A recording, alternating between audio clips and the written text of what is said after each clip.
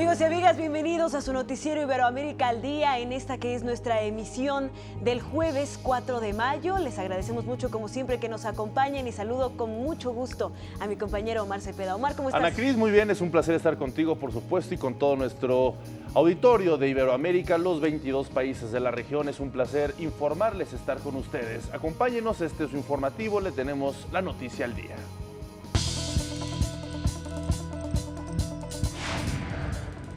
El gobierno de Venezuela da prueba de vida del líder opositor Leopoldo López. El secretario de Seguridad de Estados Unidos destacó la importancia de promover el desarrollo económico en el Triángulo Norte de Centroamérica. El presidente de Costa Rica destacó el crecimiento de la economía, así como los logros en el combate contra la pobreza y la desigualdad. En el espacio educativo y cultural iberoamericano conoceremos los detalles de la celebración del 207 aniversario de la independencia venezolana desde Managua. Y en los deportes, México y Costa Rica clasifican al Mundial de la India 2017. El gobierno de Venezuela difundió anoche un video para desmentir la supuesta muerte del líder opositor Leopoldo López, que está sentenciado actualmente a 13 años de prisión por implicarse o por estar implicado en la muerte de 43 personas durante protestas de 2014. Un mensaje de fe de vida para mi familia. Hoy es 3 de mayo, son las 9 de la noche. Es un mensaje para Lilian. No entiendo la razón por la cual se quiere dar una fe de vida en este momento. Le mando el mensaje a mi familia, a mis hijos, les digo que estoy bien.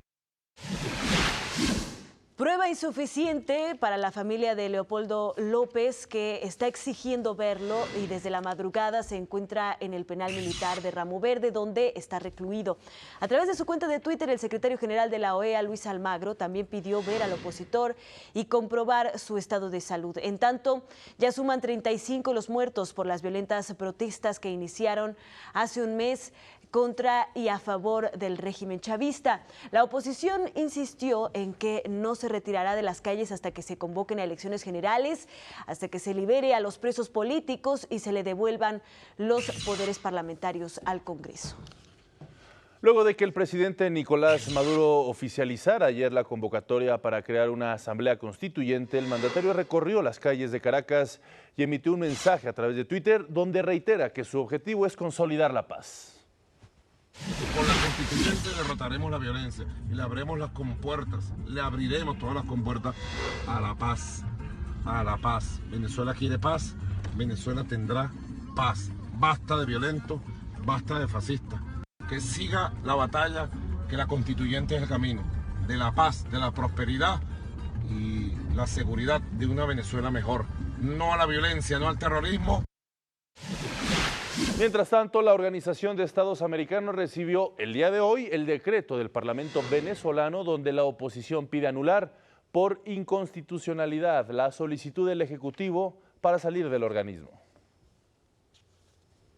Y precisamente para que nos explique, nos dé luz sobre esta situación que se vive en Venezuela y concretamente sobre el decreto que llevó Nicolás Maduro hasta el CNE para convocar a la Asamblea Constituyente, nos enlazamos con Antonio Marcano Campos. Él es asesor jurídico de la Universidad de Oriente allá en Venezuela. Antonio, muy buenas tardes, muchísimas gracias por tomar este enlace para Iberoamérica al Día. Te saluda con mucho gusto Ana Cristina Olvera. Explícanos qué significa este decreto que lleva el presidente Nicolás Maduro, qué vías tendría que recorrer y cuál sería el proceso a partir de ahora para concretar o no la Asamblea Constituyente. Buenas tardes, a su orden. Mire, quizá valga la pena comenzar diciendo que la Constitución venezolana puede ser modificada mediante 3 procedimientos: una enmienda, una reforma o la convocatoria de una Asamblea Constituyente. La enmienda tiene por objeto modificar uno o dos o pocos artículos de la Constitución en un punto específico, en un solo aspecto. La reforma puede implicar la modificación de varios artículos, de varios capítulos, sobre varios temas, siempre sin tocar los fundamentos constitucionales y la estructura del Estado. Para tocar estos últimos aspectos, para modificar los fundamentos de la Constitución, los fundamentos de la República, por decirlo de alguna manera, hay que convocar una Asamblea Nacional Constituyente. La Asamblea Nacional Constituyente puede ser convocada por el pueblo de Venezuela. Eso es lo que dice el artículo 347 de la Constitución, en el cual se basa el presidente Maduro para fundamentar su proyecto de convocatoria. El presidente Maduro indica que, de acuerdo con la propia Constitución, a él como presidente de la República le corresponde la iniciativa que también puede corresponder a la Asamblea Nacional o a un número de electores que represente el 15% del padrón electoral. Pues bien, la iniciativa no significa que el presidente de la República pueda convocar a la constituyente, sino comenzar el proceso para su convocatoria. Ahora bien, el decreto publicado en la Gaceta Oficial de ayer y que entregó el presidente Maduro ayer al Consejo Nacional Electoral dice que el presidente convoca a una Asamblea Nacional Constituyente. Y el artículo segundo dice que la integración de la Asamblea será por los mecanismos electorales que fijará el Consejo Nacional Electoral. De manera que la Asamblea Nacional Constituyente que se pretende convocar nace mal, nace inconstitucionalmente llamada, porque el presidente de la República no tiene facultad para eso. Y para que sea convocada la Asamblea, tiene que llamarse al pueblo de Venezuela en un referéndum para que responda una pregunta. ¿Está de acuerdo con convocar o no una Asamblea Nacional Constituyente? Sí, no. Dos preguntas. No, se acabó el proceso. Sí, se pasa a elegir a los constituyentes. Aquí se pretende que el CNE llame de una vez a la elección de los constituyentes, mediante un mecanismo que, por cierto, violenta un principio fundamental. La soberanía reside en el pueblo, quien la ejerce intransferiblemente mediante los medios de participación política. Ese medio de participación política es el voto, que es universal, directo y secreto. Pues bien, aquí se pretende que la mitad de los constituyentes sean elegidos de manera corporativista por sectores, por capas de la población, los militares, los campesinos, los trabajadores, los pescadores, los maestros, etcétera. Y la otra mitad por el voto universal del pueblo venezolano. La Asamblea Constituyente así compuesta estaría inconstitucionalmente compuesta, de manera que la Constitución que llegaría a producir nacería inconstitucionalmente. Este es el problema con el que nos enfrentamos ahora. Don Antonio Marcano, es un placer saludarlo, lo saluda con mucho gusto Omar Cepeda Castro. Desde su perspectiva, ¿cuáles son las vías institucionales válidas, correctas, que debe utilizar en este caso el presidente Nicolás Maduro, sobre todo para ya sea llevar o llegar a una elección que tengo entendido se celebraría el próximo 2018? Sí, la primera cosa es que el camino que se pretende seguir ahora está atrasado. Tiene ya una experiencia previa en Venezuela con la Constitución de 1999. Efectivamente, el presidente de la República, si cree que ello conviene a la paz política, si cree que ello conviene a las necesidades de la República, puede iniciar el procedimiento de llamado a una Asamblea Nacional Constituyente.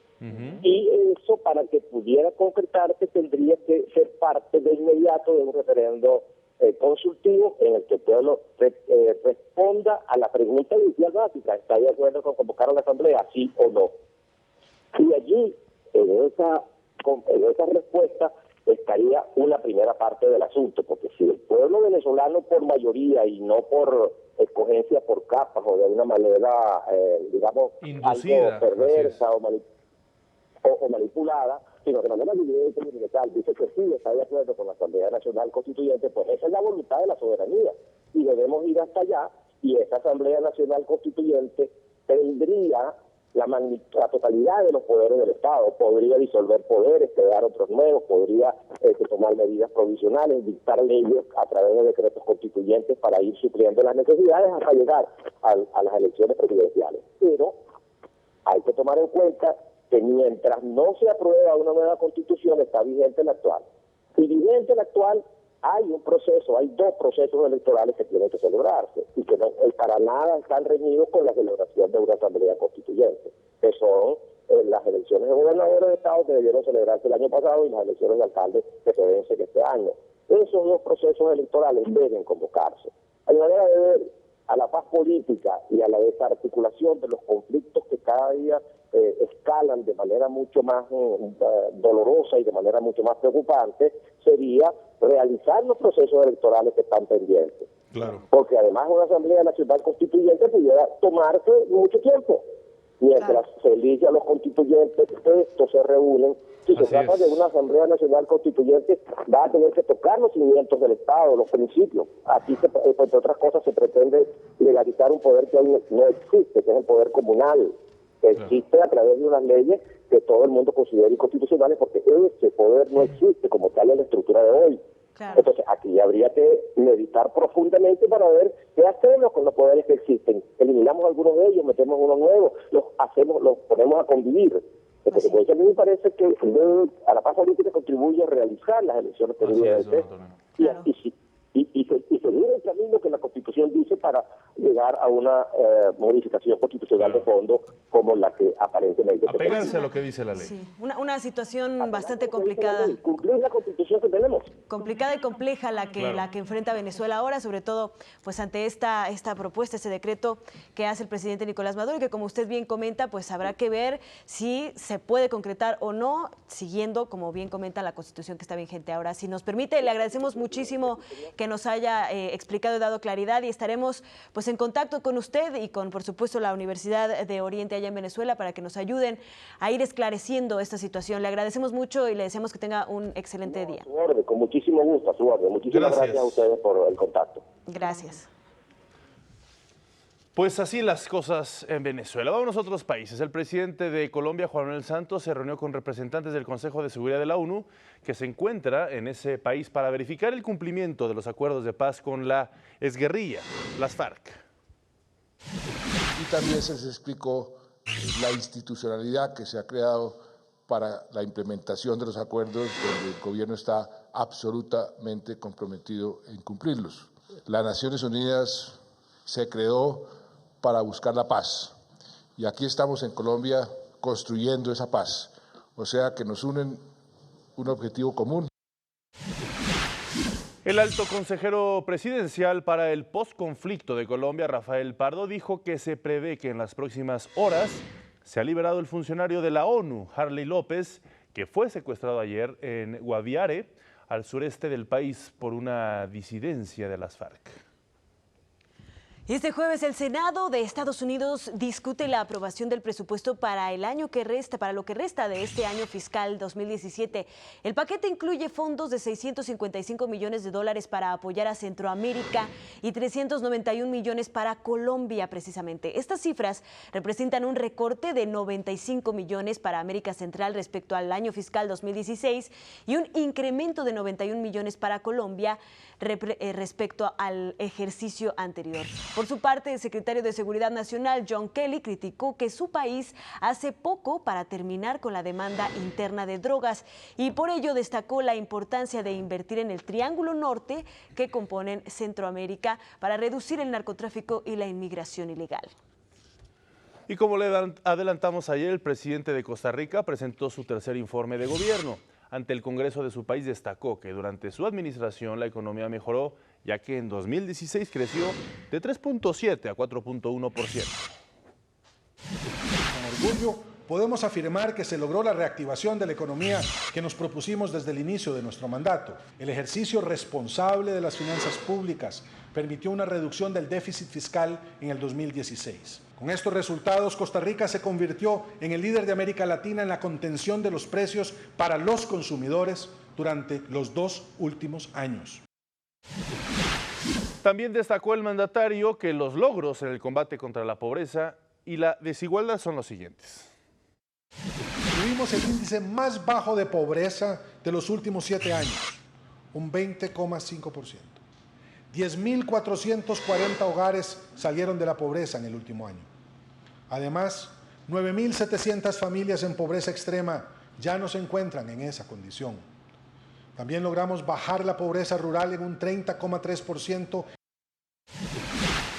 Guillermo Solís finalizó su discurso reiterando el compromiso de impulsar el desarrollo mediante la generación de empleos, la lucha contra la corrupción y la inseguridad. Y esta mañana en Santiago de Cuba, el presidente de Ecuador, Rafael Correa, colocó una ofrenda floral en la tumba del líder revolucionario Fidel Castro. En este acto, el mandatario agradeció al gobierno de Cuba por el apoyo que recibieron durante su administración. En su viaje, Correa revisará y conversará con el presidente Raúl Castro y también recibirá la máxima condecoración de la Orden Martí y será distinguido con el doctorado honoris causa que concede la Universidad de La Habana. El presidente del gobierno español, Mariano Rajoy, se dijo satisfecho de que el proyecto de presupuesto 2017 superara ayer el trámite en el Congreso para su aprobación, lo cual dijo ayuda a dar estabilidad y confianza. Yo tengo que decir que estoy satisfecho, sobre todo porque el objetivo de estos presupuestos, el importante, es el crecimiento económico y el empleo. Cabe destacar que el presupuesto de 2017 está integrado por 320.000 millones de euros, de los cuales se le dará la mayor partida al gasto social. Inició en Washington, Estados Unidos, el Foro de Desarrollo Humano del Banco Mundial. Rebecca Greenspan, secretaria general iberoamericana, participó en la mesa Políticas Sociales del siglo XXI, un nuevo paradigma para un mundo polarizado. Ahí sostuvo que es necesario encontrar formas para distribuir de manera equitativa las ganancias de la globalización. También exhortó a trabajar para que los estudiantes puedan aprovechar las oportunidades que ofrece el mercado laboral. Y en España fue otorgado el Premio Princesa de Asturias de las Artes al artista sudafricano William Kentrick, quien es reconocido internacionalmente por combinar la práctica del dibujo con el cine y el teatro, además de incursionar en el grabado, la escultura y el videoarte. Ha expresado en su obra emociones y metáforas relacionadas con la historia y la realidad de su país. Se trata, por tanto, de un artista profundamente comprometido con la realidad. Creador meticuloso y profundo, ha utilizado el dibujo siguiendo la mejor tradición. Esta entrega de los premios Princesa de Asturias se celebrará en octubre en una ceremonia presidida por los Reyes de España. El galardón está dotado de 50.000 euros. El artista colombiano Fernando Botero inauguró este jueves en Roma, Italia, una retrospectiva de su obra, la cual dijo está inspirada precisamente en Latinoamérica. Y es que muchos de los trabajos del pintor evocan su infancia en Colombia. A pesar de vivir en Europa desde hace muchos años, Fernando Botero aseguró que mantiene un interés muy grande en América Latina. En la exposición ubicada en el complejo del Vitoriano se podrán observar cerca de 50 piezas que estarán divididas en 8 secciones temáticas. Esta muestra concluirá el próximo 27 de agosto. Laura Garciandía nos tiene la colaboración de la Asociación de las Televisiones Educativas y Culturales Iberoamericanas, ATEI.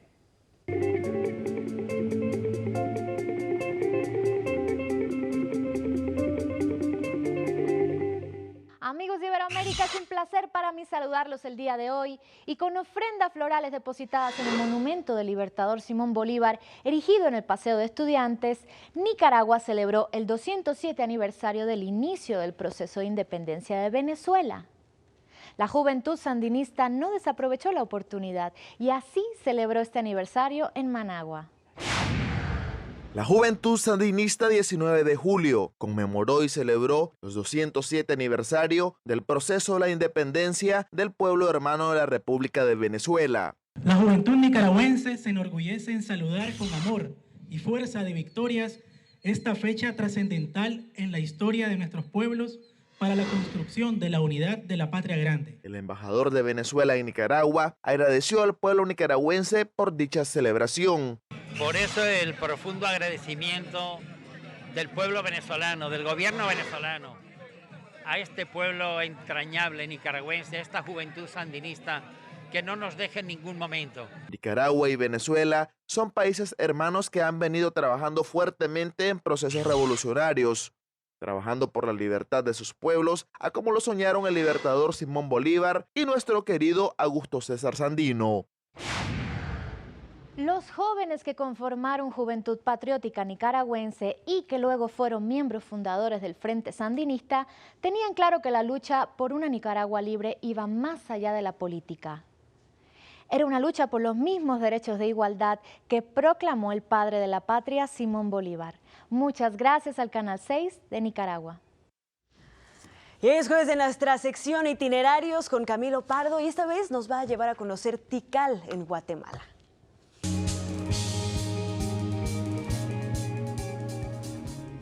Hola, ¿qué tal? Gracias por acompañarnos. Hoy queremos invitarlo a un encuentro con el corazón del mundo maya, en una experiencia que nunca olvidará. Les hablamos de Tikal, donde están los restos de la ciudad más grande e importante en la historia prehispánica de los mayas.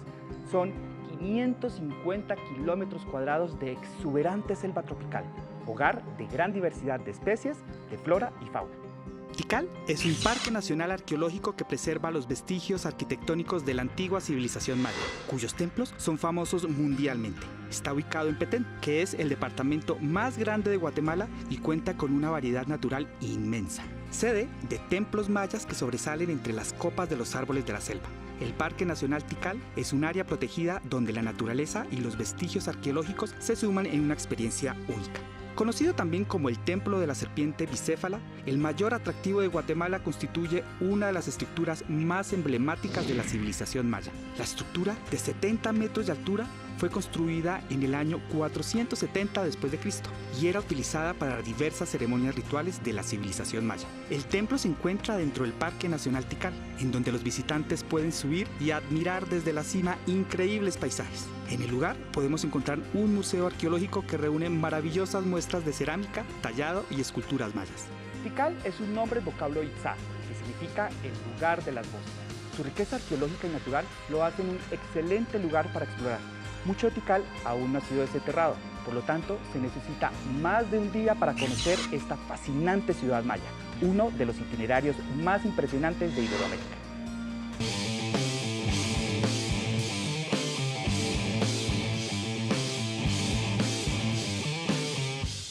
La información de los deportes, ¿quién mejor que Jorge Rubio? Jorge, ¿cómo estás? Es un placer saludarte. ¿Qué tal, Omar? Ana, qué gusto saludarlos, amigos de Iberoamérica al Día. Un placer estar con ustedes. Continúa la fase final del premundial de la CONCACAF Sub-17 en Panamá.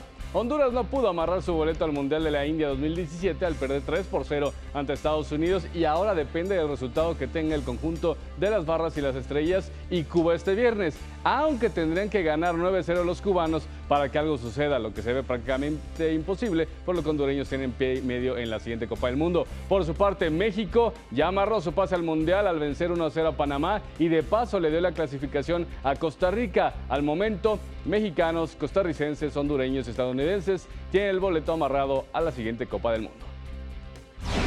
Iniciaron los cuartos de final del Mundial de Fútbol de Playa en Bahamas. El primer iberoamericano en entrar en acción fue Paraguay, que se enfrenta en estos momentos a Tahití. En el primer tiempo, Tahití se fue al frente del marcador 2-0. Empata en el segundo tiempo a 2 el equipo paraguayo. Después, nuevamente los tahitianos 3-2 se iban al frente del marcador. Posteriormente, empató a 3 el equipo paraguayo. Al momento se mantiene este marcador y a punto de iniciar el tercer tiempo. Hoy, más tarde, en estos cuartos de final del Mundial de Fútbol de Playa, Brasil-Portugal, Suiza contra Irán e Italia en contra de Senegal. Y bueno, también hay actividad de la Europa League. En estos momentos, Celta de Vigo se está enfrentando al Manchester United, partido de ida de las semifinales de la Europa League. Al momento el marcador se mantiene 0-0, minuto 62 en el estadio Balaidos. Así que vamos a ver si puede sacar ventaja de local el equipo español. Continúa la actividad de la segunda vuelta de la fase de grupos de la Copa Libertadores. Deportes Iquique venció 2-1 a Gremio y se instaló en puestos de clasificación a la siguiente ronda. Atlético Paranaense tropezó en casa a manos de San Lorenzo de Almagro 0-3. Flamengo hizo valer la localía y superó 3-1 a la Universidad Católica de Chile, al igual que Wilstermann, que dio cuenta del Palmeiras 3-2. Se jugó la primera ronda del Open de Squash en Mar del Plata, en la que 5 iberoamericanos quedaron fuera, pero 4 más lograron avanzar a la siguiente ronda, entre ellos 3 argentinos y un mexicano. Vamos a ver la programación. Angus Guillams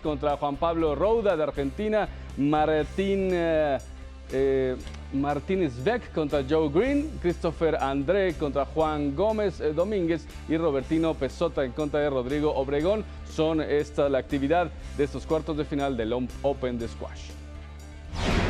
Y todo listo para que mañana inicie la edición 100 del Giro de Italia. La primera etapa iniciará en Alghero, lugar que por primera vez tendrá acción de esta competencia, y terminará en Olbia, con recorrido de 206 kilómetros. El gran favorito iberoamericano para llevarse el Giro es sin duda Nairo Quintana de Colombia, quien tendrá que verse las caras con el campeón defensor, el italiano Vincenzo Nibali, quien querrá el bicampeonato. Esta competencia terminará hasta el 28 de mayo. Hasta aquí la información deportiva, nos vemos el próximo lunes. Excelente fin de semana. Ana Cristina Omar, regreso con ustedes. Gracias. Pues se nos terminó el tiempo de esta emisión, llegamos al final, pero a nombre de todos los que hacemos posible este espacio informativo, muchísimas gracias por su atención. Gracias, Ana Cris, es un placer estar contigo este jueves. Y hoy nos despedimos con el grupo mexicano Los Viernes Swing Band. Y esto que escuchamos es Pide Boggy. Listo para bailar todo este fin de semana. Los esperamos el lunes con más información. Un placer informar.